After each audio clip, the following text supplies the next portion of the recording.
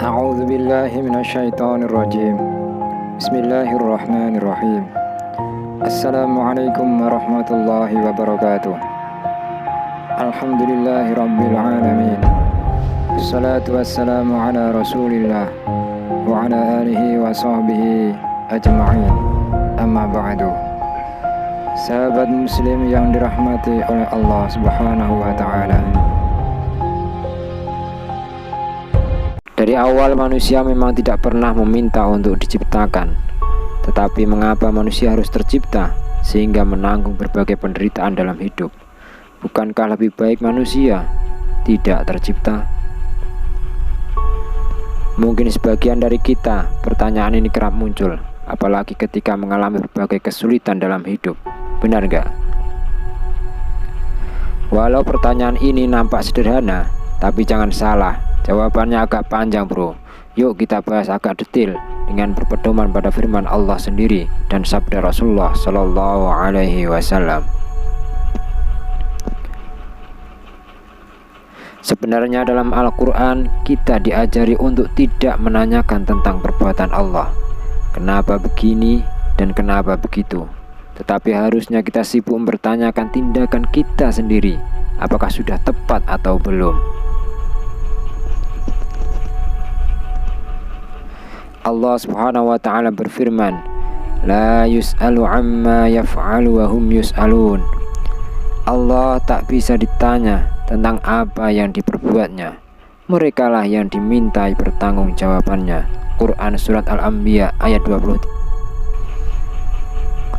Tindakan Allah sebagai Tuhan yang memiliki alam semesta ini adalah mutlak dan sama sekali tidak perlu persetujuan siapapun. Bila boleh dibuat perbandingan, kita sebagai manusia saja ketika memelihara hewan ternak lalu ingin menyembelihnya sebagai makanan tanpa merasa bersalah sedikit pun sebab merasa berhak melakukannya. Padahal Allah lah yang menjamin hidup dan matinya hewan ternak itu. Amatlah sedikit kuasa kita. Namun aneh bin ajaib, manusia seringkali merasa begitu spesial sehingga seolah-olah Tuhan sekalipun harus meminta persetujuannya. Salah satu redaksi Al-Quran yang menyebutkan kekuasaan Allah berkehendak secara mutlak sesuai keinginannya adalah A'udzu billahi minasyaitonir rajim. Bismillahirrahmanirrahim. Inna rabbaka fa'alun lima yurid. Sesungguhnya Tuhanmu maha melakukan apalah yang Dia kehendaki. Quran surat Hud ayat 107. Merupakan bukti kesempurnaannya adalah bahwa Allah berkuasa melakukan apapun tanpa meminta persetujuan siapapun dan tak bisa ditentang oleh siapapun. Akan tetapi jika Allah masih bisa dimintai pertanggungjawaban, masih bisa ditanya kenapa dan mengapa, masih butuh persetujuan pihak lain, atau perlu bermusyawarah tentang apa yang perlu dilakukan dan apa yang tidak, maka itu berarti Allah tak sempurna dan sebab itu Ia bukan Allah. Karena itulah hampir seluruh ayat-ayat yang berbicara mengenai penciptaan selalu diikuti dengan pernyataan apa yang dikehendaki Allah sebagai isyarat kebebasan kehendak Allah. Perhatikanlah ayat-ayat berikut ini. A'udzu billahi minasyaitonir rajim. Wa rabbuka yakhluqu ma yasha'u wa yakhtar. Ma kana lahumul khiyarah. Subhanallahi wa ta'ala amma yusyrikun. Dan Tuhanmu menciptakan apa yang Dia kehendaki dan memilihnya. Sekali-kali tidak ada pilihan bagi mereka. Maha suci Allah dan maha tinggi dari apa yang mereka persekutukan dengan Dia. Quran surat Al-Qasas ayat 68. Allah Subhanahu wa taala berfirman, Allahul ladzi khalaqakum min du'afin thumma ja'ala min ba'di du'afin quwwah thumma ja'ala min ba'di quwwatin du'afan wa syaibah yakhluqu ma yasha'u wa huwal alimul qadir.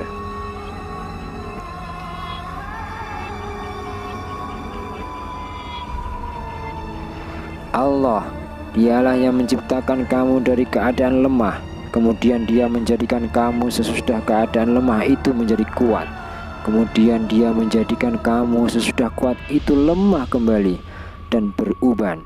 Dia menciptakan apa yang dikehendakinya, dan Dialah yang Maha Mengetahui lagi Maha Kuasa. Quran Surat Ar-Rum ayat 54. Ayat di atas adalah kaidah pokok dalam pembahasan perbuatan Allah dan kebebasan Allah dalam berkehendak.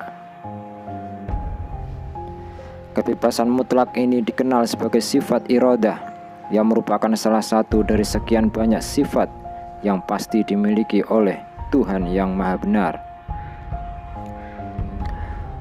Alhamdulillah, beruntungnya kita, ternyata Allah memberikan kabar tentang tujuan penciptaan manusia agar pertanyaan di benak kita hilang. Apa sih tujuannya? Yuk mari kita sama-sama. Pertama, sebagai pengurus atau khalifah di bumi, sebagaimana firman Allah, A'udzu billahi minasyaitonir rajim. Wa idz qala rabbuka lil malaikati inni ja'ilun fil ardi khalifah. Dan ingatlah ketika Tuhanmu berfirman kepada para malaikat, sesungguhnya aku hendak menjadikan seorang khalifah di muka bumi. Quran Surat Al-Baqarah ayat 30. Kedua, untuk menyembah Allah sebagaimana firman Allah. A'udzu billahi minasyaitonir rajim. Wa ma khalaqtul jinna wal insa illa liya'budun. Dan aku tidak menciptakan jin dan manusia melainkan supaya mereka mengabdi kepadaku. Quran Surat Az-Zariyat ayat 56. Imam Ibnu Katsir mengomentari ayat di atas, Innama khalaqatuhum li'amurahum bi'ibadati la likhtiyaji ilaihim. Wa ma'nal ayah annahu ta'ala khalaqal ibad liya'buduhu wahdah la syarikalah. Faman ata'ahu jazahu atammal jaza' wa man 'asahu 'adzabahu asyaddal 'adzab. Sesungguhnya aku menciptakan mereka hanyalah supaya aku memerintahkan mereka untuk menyembahku, bukan karena aku butuh terhadap mereka. Makna ayat itu adalah bahwa Allah menciptakan manusia supaya menyembah Dia saja dan tidak menyekutukan dengan yang lainnya. Siapa yang taat kepada Allah, maka Allah akan membalasnya dengan balasan yang sempurna. Siapa yang bermaksiat kepadanya, Allah akan menyiksanya dengan parah. Ketiga, supaya manusia tahu kemahakuasaan Allah, sebagaimana firman Allah, A'udzu billahi minasyaitonir rajim.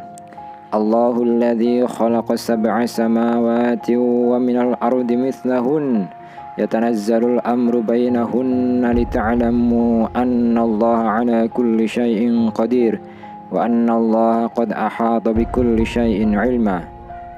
Allah lah yang menciptakan 7 langit dan seperti itu pula bumi. Perintah Allah berlaku padanya agar kamu mengetahui bahwasanya Allah Maha Kuasa atas segala sesuatu, dan sesungguhnya Allah ilmunya benar-benar meliputi segala sesuatu. Quran Surat At-Tolaq ayat 12. Sebagai bukti kelayakan untuk ditempatkan di tempat yang mana nanti di akhirat. Akhirat mempunyai 2 tempat yang bertolak belakang, yakni surga dan neraka. Allah bisa saja menciptakan manusia langsung ditempatkan di keduanya tanpa alasan apapun, tetapi Allah tidak melakukannya. Tapi Allah lebih memilih membuat manusia hidup di dunia terlebih dahulu agar mereka melihat sendiri amal perbuatannya sehingga layak di surga atau neraka. Allah Subhanahu wa taala berfirman, A'udzu billahi minasyaitonir rajim. Walillahi ma fis samawati wa ma fil ard liyajziyal ladzina asa'u bima 'amilu wa yajziyal ladzina ahsanu bil husna. Kepunyaan Allah lah apa yang ada di langit dan di bumi, agar Ia membalas orang-orang yang berbuat buruk sebab apa yang mereka kerjakan, dan membalas orang-orang yang berbuat baik dengan kebaikan. Quran Surat An-Najm ayat 31. Dari kesabaran dan kemenangan dalam menghadapi berbagai kesusahan, itulah bukti kelayakan kita untuk menjadi penghuni surga.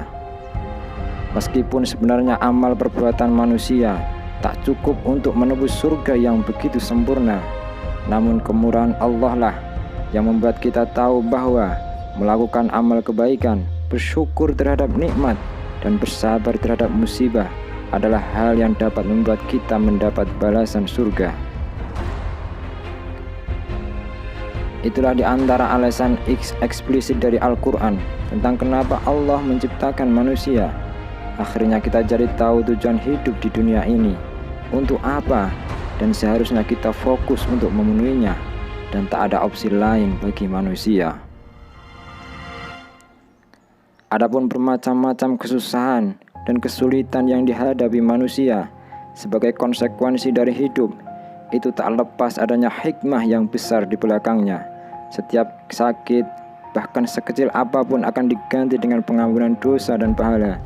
Rasulullah Shallallahu Alaihi Wasallam bersabda, "Ma yusibul muslim min nasabin wala wasabin wala hammin wala khuznin wala adha wala ghammin hatta syaukah wishakuha illa kafarallahu biha min khotoyahu." Tidaklah seorang muslim tertimpa suatu penyakit dan keletihan, kekhawatiran dan kesedihan, dan tidak juga gangguan dan kesusahan, bahkan duri yang melukainya, melainkan Allah akan menghapus kesalahan-kesalahannya. Hadis riwayat Bukhari.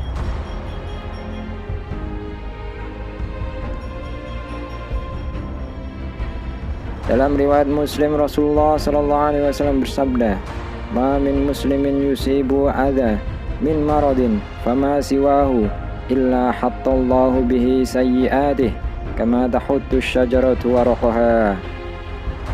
Tak seorang pun muslim yang tertimpa kesusahan berupa sakit atau lainnya, kecuali Allah menggugurkan kesalahannya sebab hal itu, seperti halnya pohon yang menggugurkan daunnya.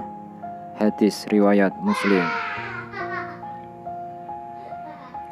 Akhirnya kita sadar bahwa segala yang terjadi pada diri seorang muslim itu sejatinya adalah jalan menuju surga baginya. Susah dan bahagia seluruhnya bisa menjadi sebab mendapatkan surga bila ia tahu caranya. Rasulullah Shallallahu Alaihi Wasallam bersabda, "Ajaban li amril mu'min, inna amrahu kullahu khairun, wa laysa dzaka li ahadin illa lil mu'min. In asabathu sarra syakara fakana khairan lah, wa in asabathu darra sabara fakana khairan lah." Sungguh mengagumkan perkara seorang mukmin, bahwa segala situasinya adalah kebaikan baginya. Itu tak terjadi kecuali bagi seorang mukmin. Bila ia mendapatkan kebahagiaan, ia bersyukur sehingga menjadi kebaikan baginya. Bila ia mendapatkan kesusahan, ia bersabar sehingga menjadi kebaikan baginya. Hadis riwayat Muslim. Dengan menyadari hal ini, maka bersyukurlah kepada Allah Subhanahu wa Ta'ala. Kita sudah diciptakannya di dunia. Andai tidak, maka tak mungkin kita mendapatkan potensi untuk kekal di surga. Bertahun-tahun kesengsaraan di dunia tak ada apa-apanya bila itu diganjar dengan sebuah kebahagiaan yang abadi. Milo ojo ngersulo, jadi sabar lan waspada. Wallahu a'lam bishawab. Semoga bermanfaat.